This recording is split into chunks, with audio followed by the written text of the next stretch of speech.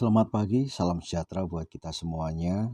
Bersyukur Tuhan sudah memberkati kita di pagi hari ini dengan semangat yang baru. Dan yakinlah bahwa hari ini adalah hari yang lebih baik dari hari yang sudah berlalu. Haleluya. Saya memberikan sebuah tema dalam renungan pagi hari ini, yaitu stop, jangan pamer. Mengapa? Karena iblis sangat mengerti di mana titik lemah kita. Dalam 2 Raja-Raja pasal 20 ayat 12 sampai 17. Kita baca ayat 12 dan 13 terlebih dahulu. Firman Tuhan. Pada waktu itu Merodak, Baladan bin Baladan Raja Babel, menyuruh orang membawa surat dan pemberian kepada Hizkia, sebab telah didengarnya bahwa Hizkia sakit tadinya. Hizkia bersukacita atas kedatangan mereka, lalu diperlihatkannya kepada mereka segenap gedung harta bendanya, emas dan perak, rempah-rempah dan minyak yang berharga, gedung persenjataannya dan segala yang terdapat dalam perbendaharaannya. Tidak ada barang yang tidak diperlihatkan Hizkia kepada mereka di istananya dan di seluruh daerah kekuasaannya. Saudara yang kasih dalam Tuhan, ayat 12 menceritakan sebuah kisah persahabatan di mana Raja Babel ingin memberikan sesuatu kepada Raja Hizkia. Diutusnya anak buahnya membawa surat dan pemberian. Ya, itu mengawalinya seperti itu, membawa surat dan pemberian yang karena tadinya dia sakit. Dan ayat 13 Hizkia menyambut kehadiran mereka dengan sukacita. Senang sekali. Sehingga dia pun memberikan jamuan yang istimewa kepada semua utusan dari Raja Babel. Sampai-sampai di mana Hizkia pun mempertontonkan, memperlihatkan semua kekayaan, baik dari perhiasan, baik dari rempah hasil bumi, semua dipertunjukkan kepada para tamu yang ada. Bahkan sampai kepada di dalam gudang persenjataannya pun dipertunjukkan, dipamerkan. Dan yang paling mengerikan, pada perbendaharaan kerajaannya pun dipertontonkan, diperlihatkan.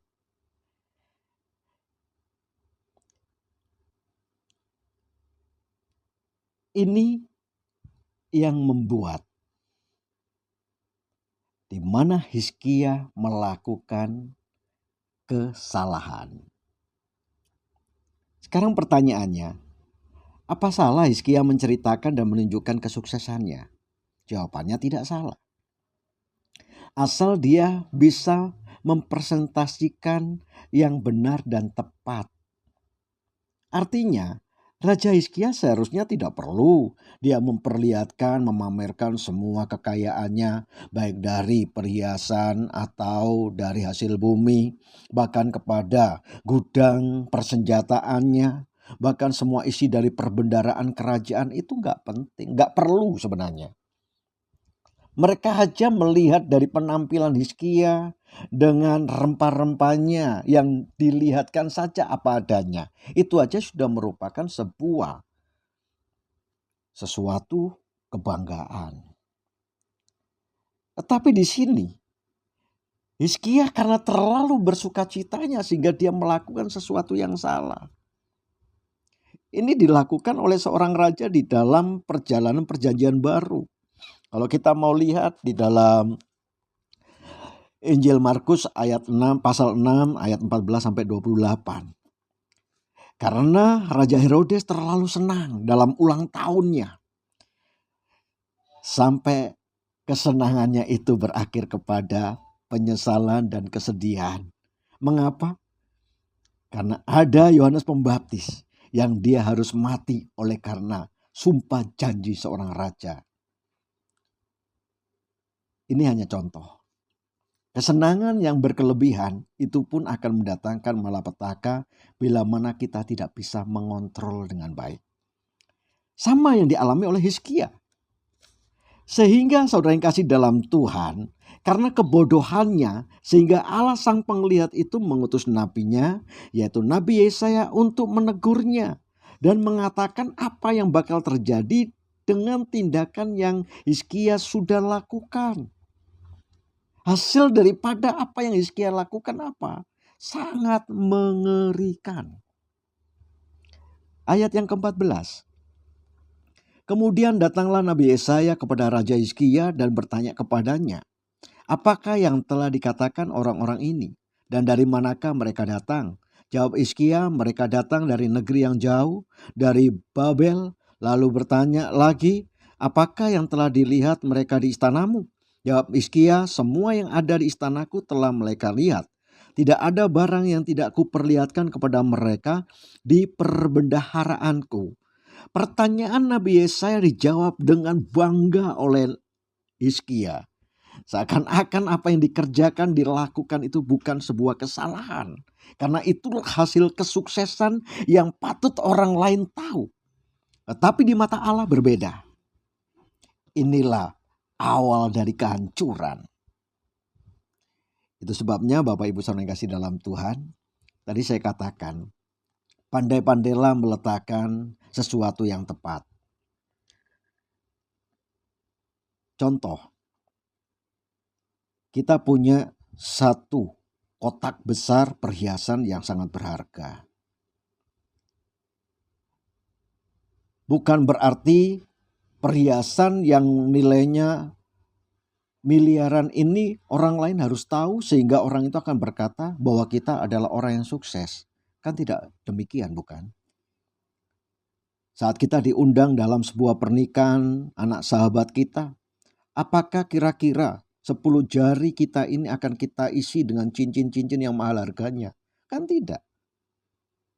Apakah karena kita orang kaya, kita memiliki kalung yang terbuat dari berlian, leontin yang sangat mahal, lalu semua kalung yang kita miliki kita pakai dalam satu leher ini? Kan tidak. Bukan orang lain kagum, malah orang lain tertawa. Ini kembali kepada kisah Hizkia. Saya berharap Bapak Ibu Saudara paham dengan istilah yang saya sampaikan. Tidak perlu semua kita pertontonkan. Sewajarnya saja, itu pun sudah mewakili bahwa orang lain pun akan melihat bagaimana kita sukses. Amin. Nah, di sini lain. Hizkia telah menempatkan dirinya dengan kesalahan yang tidak pernah dia sadari. Padahal berakhir dengan nilai yang sangat mengerikan sekali. Jadi Bapak Ibu Saudara yang kasih dalam Tuhan, melalui renungan pagi hari ini saya rindu. Tetap jaga hati, jangan suka pamer. Karena kalau kita tidak bisa mengimbanginya, maka keruntuhan, kegagalan, kerugian itu akan mengancam diri kita sendiri.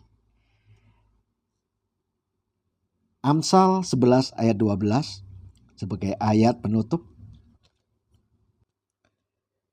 Jikalau keangkuhan tiba, tiba juga cemooh. Tetapi hikmat ada pada orang yang rendah hati. Haleluya. Artinya, orang yang angkuh tidak dapat merespon pujian itu dengan baik. Karena mereka selalu merasa bahwa ini semua karena karyaku. Berbeda dengan orang yang rendah hati.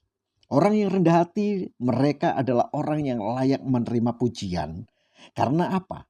Mereka tidak pernah merasa bahwa dia dipuji. Karena keberhasilan, kesuksesan yang dia miliki, kepandaian dia miliki, semua oleh karena anugerah pemberian dari Allah. Amin. Itu sebabnya jadilah menjadi orang yang rendah hati supaya kita bisa merespon. Pujian bukan menjatuhkan kita sehingga kita jatuh dalam dosa.